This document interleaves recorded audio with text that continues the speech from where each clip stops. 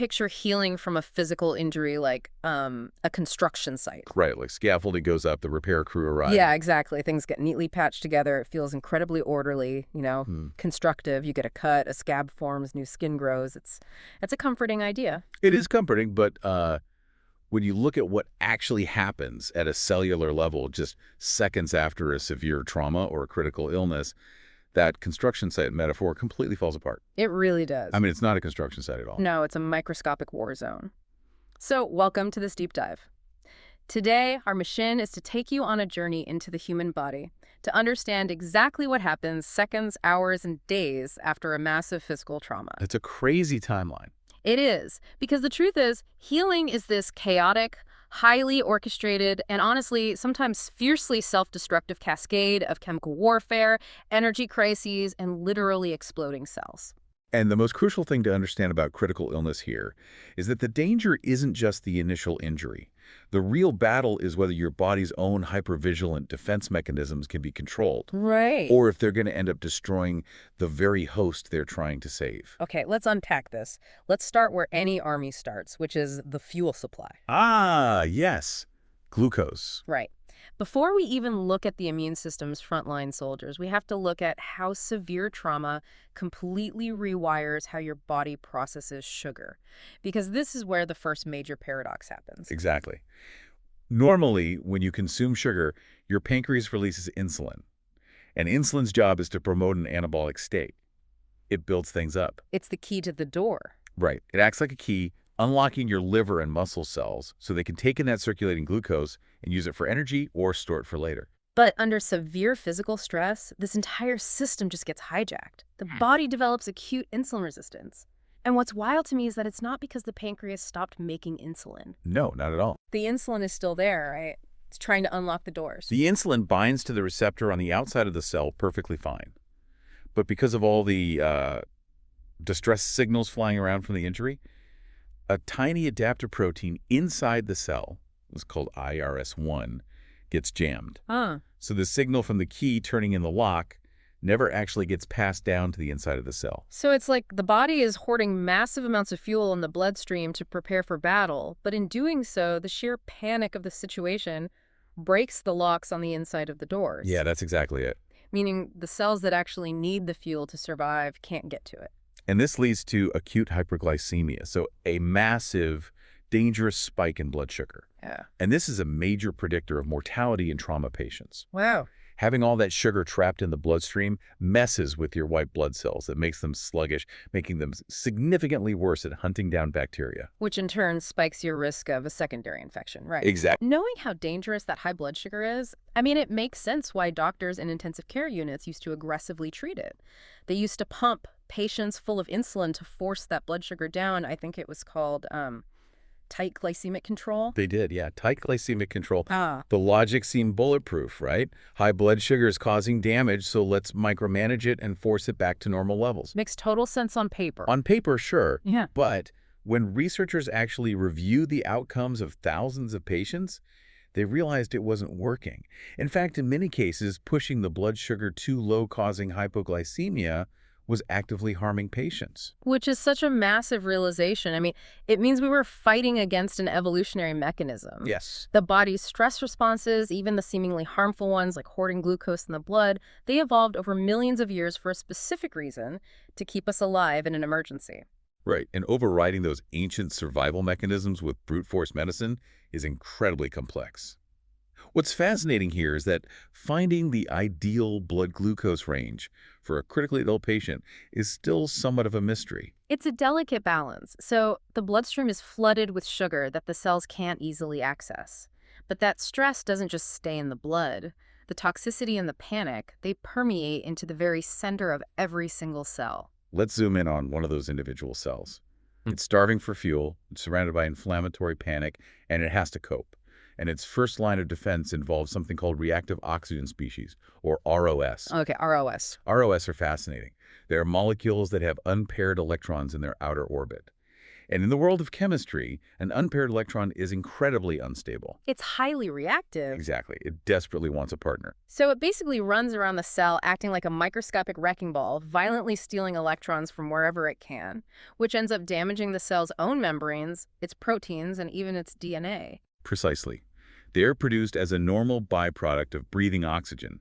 But during severe stress, the cell's machinery just pumps them out in massive toxic quantities. Wait, I'm trying to wrap my head around this. If ROS are wrecking balls tearing up the cell's own DNA and proteins, why does the body produce more of them during a crisis? Are they essentially friendly fire that the cell eventually learned to use as a walkie-talkie? That is a great way to put it. They absolutely are friendly fire. But here is the brilliant twist of evolution. The cell actually uses that friendly fire on purpose.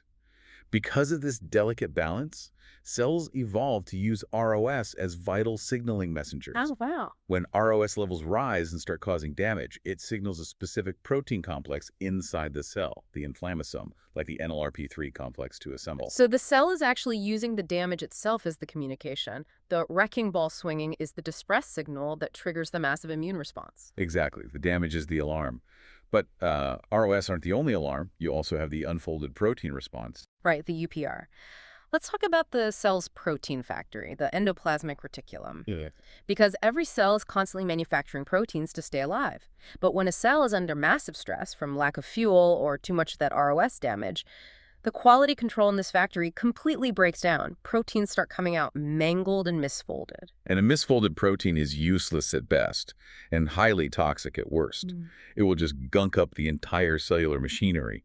So the cell initiates the unfolded protein response. It's the equivalent of a factory foreman seeing mangled parts coming down the assembly line and just smashing the big red emergency stop button. Yes. The UPR sends a distress signal straight to the nucleus to halt all normal protein production. It just stops everything to try and fix the folding process. And if it can't fix it, the situation becomes dire. There's actually a hormone tied to this UPR process called FGF21, and we've seen that high levels of FGF21 correlate directly with patient mortality. That makes sense. Right.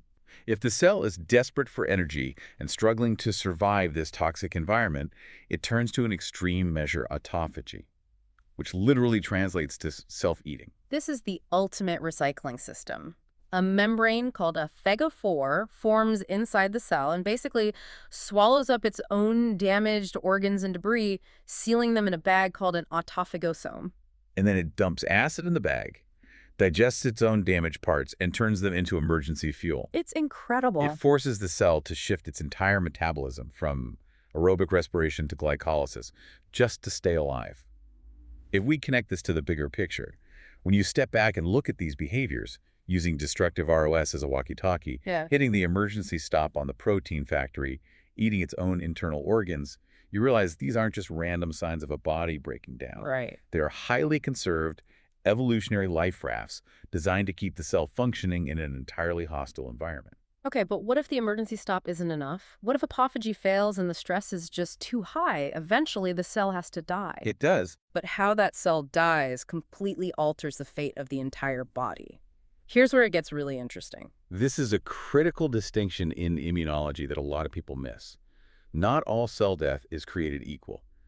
The ideal, safe way for a cell to die is through a process called apoptosis. I love the mechanics of apoptosis because it's so orderly. It's programmed, organized cell suicide.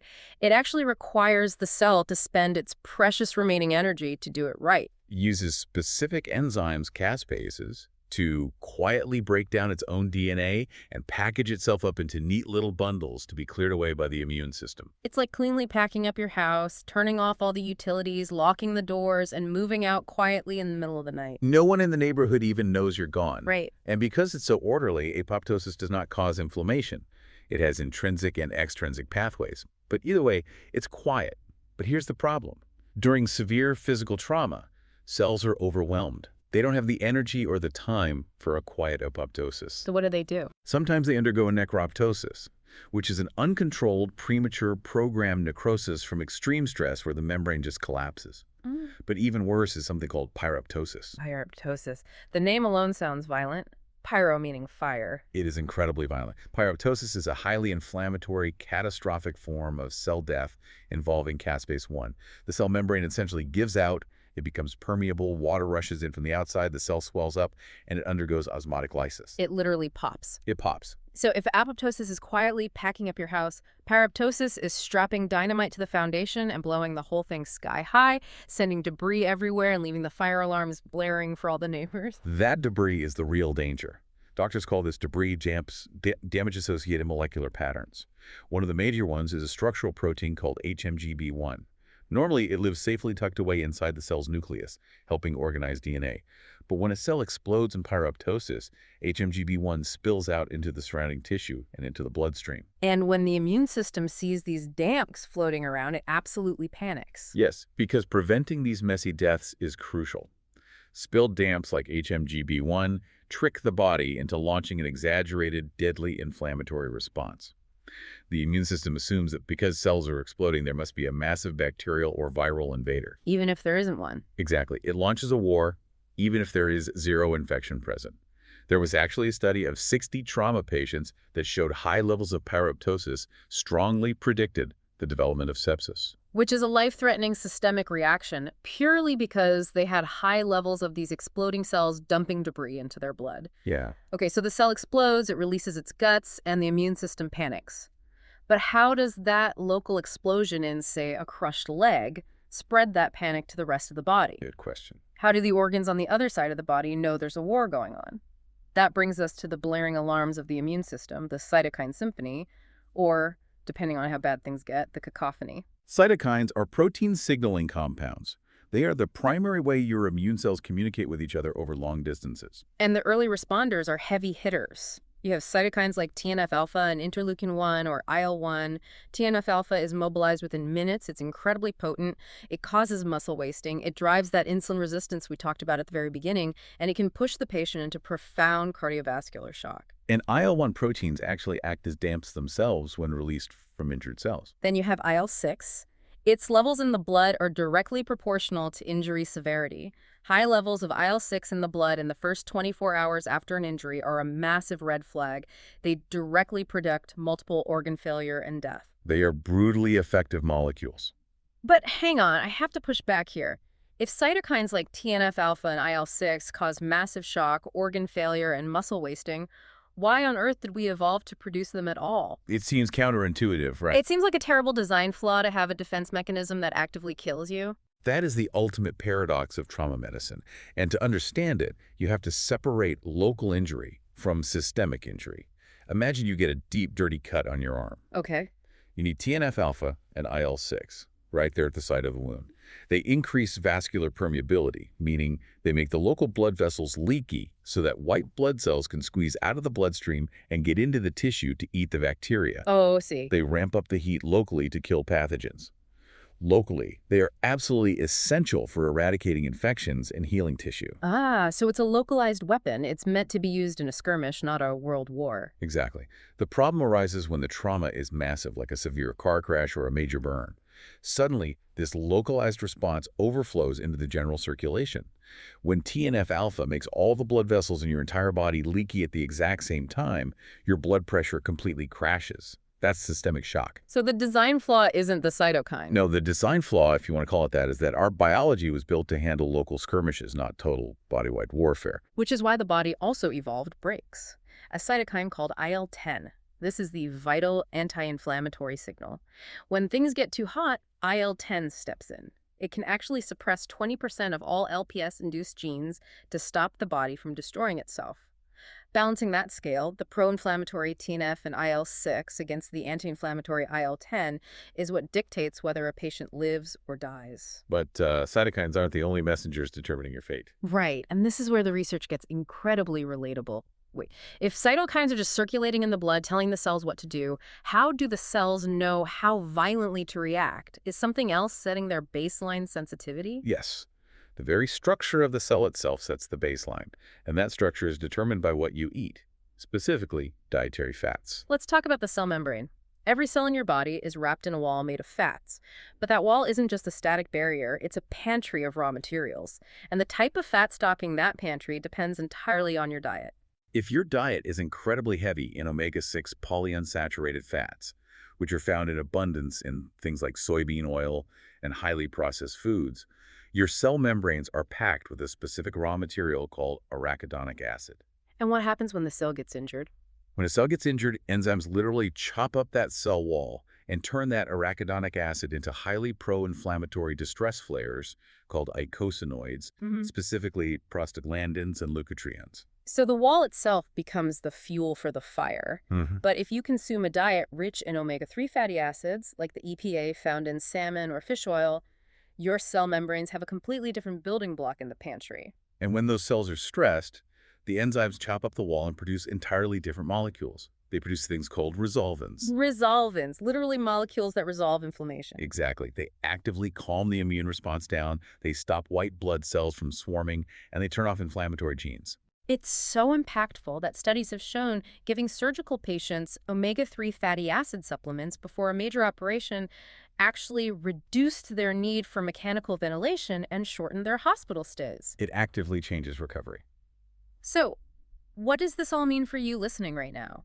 The dietary choices you made months ago, whether you had the processed soybean oil dressing or the salmon, literally built the physical cellular walls that will determine how violently your immune system reacts to a car crash today. This raises an important question, though, about baseline biology. We often think of an injury as a completely external event, something that happens to us. But the severity of the internal crisis is dictated entirely by the raw materials our body already has on hand. And it's not just the fats from your diet, it's your neurotransmitters too. We all think of serotonin as the happy chemical in the brain. Right, mood regulation. But the major source of serotonin in your blood is actually stored inside your blood platelets.